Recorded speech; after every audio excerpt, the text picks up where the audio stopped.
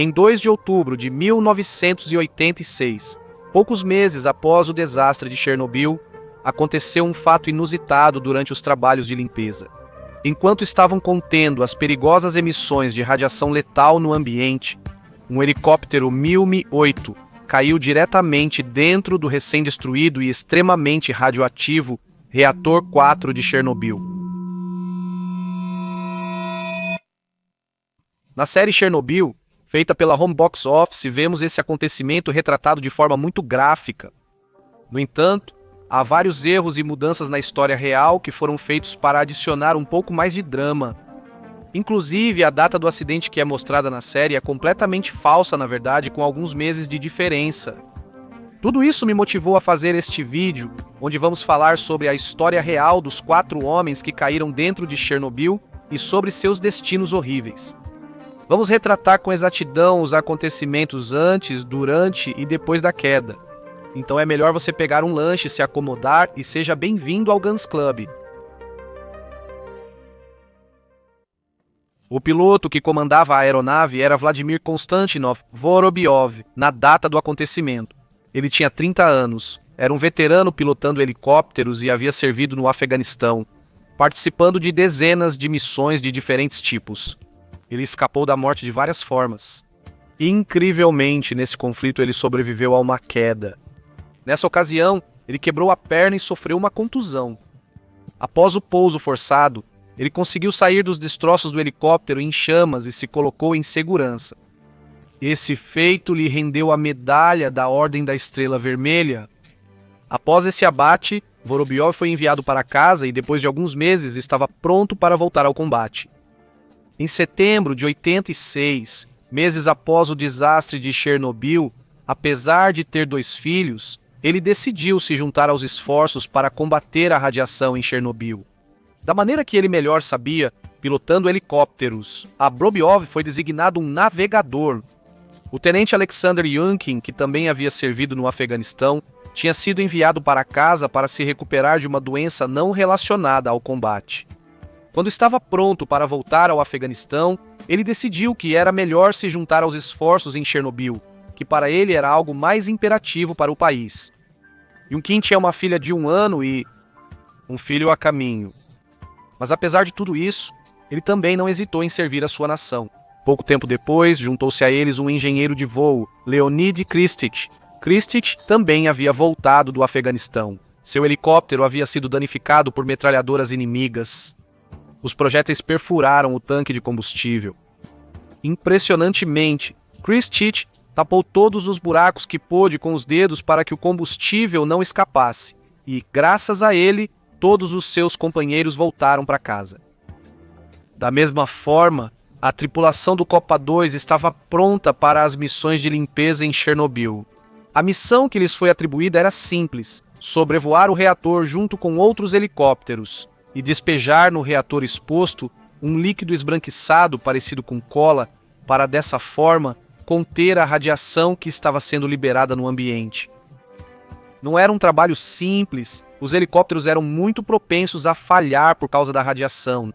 Então era um trabalho extremamente arriscado, e se caíssem lá dentro, ninguém iria resgatá-los.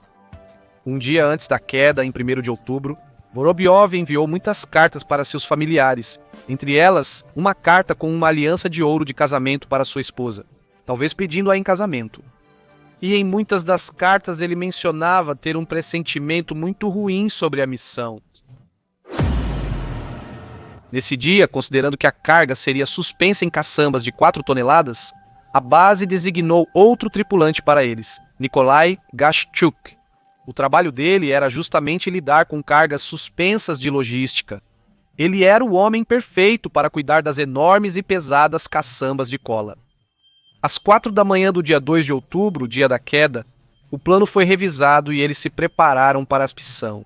O helicóptero Copa 1, liderado pelo tenente Vyacheslav Seruking, lançaria areia no reator, enquanto o helicóptero Copa 2, comandado por Vorobyov, lançaria a cola com boro.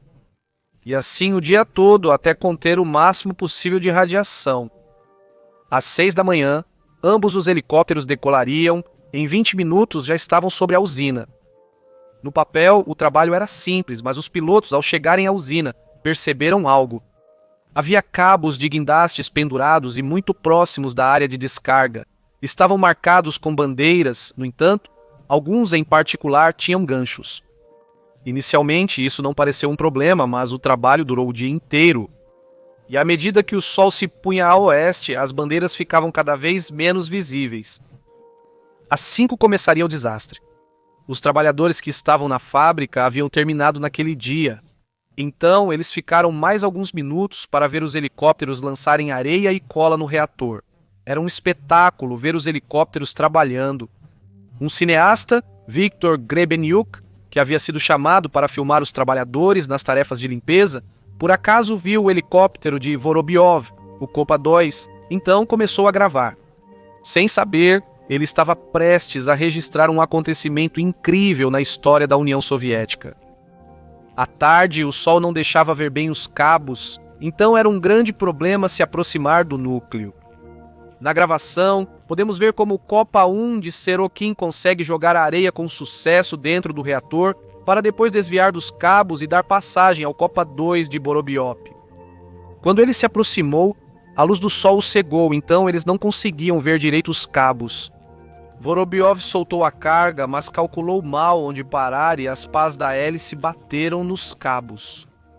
Esses eram cabos de grande calibre para suportar toneladas de peso, por isso as pás do helicóptero se quebraram ao contato. O helicóptero perdeu sua sustentação, girou no ar e caiu 100 metros dentro do complexo, a 5 metros de uma sala de turbinas, por pouco causando outro desastre incontrolável. Mas por sorte nada aconteceu. Ao relatar o ocorrido, todos os helicópteros receberam ordem de voltar à base para se reagrupar, incluindo o Copa, que acompanhava o de Vorobyov. Serokin teve que se afastar impotente, sem poder ajudar seus amigos, presos dentro do lugar mais perigoso do mundo. Naquele momento eles não sabiam, mas todos já haviam morrido pela queda, e os que não morreram, morreram agonizando devido à exposição à radiação. Algumas horas depois, à meia-noite, Serokin viria com o helicóptero Copa para recolher os corpos de seus companheiros. Os medidores Geiger indicavam que a dose recebida pelos tripulantes do helicóptero de Vorobyov era dezenas de vezes aos que um humano podia suportar. Eles foram levados para Kiev para receber os serviços funerários necessários.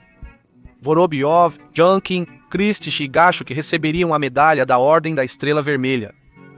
Todos que trabalharam naquele dia e souberam do que aconteceu foram obrigados a não dizer nada sobre o ocorrido.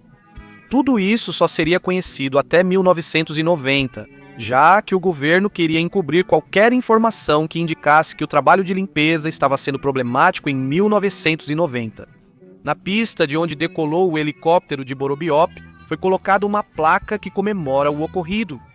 Os tripulantes do Copa 2 são lembrados como os Anjos de Chernobyl por seu importante trabalho na limpeza do reator, e até hoje são lembrados com muito respeito.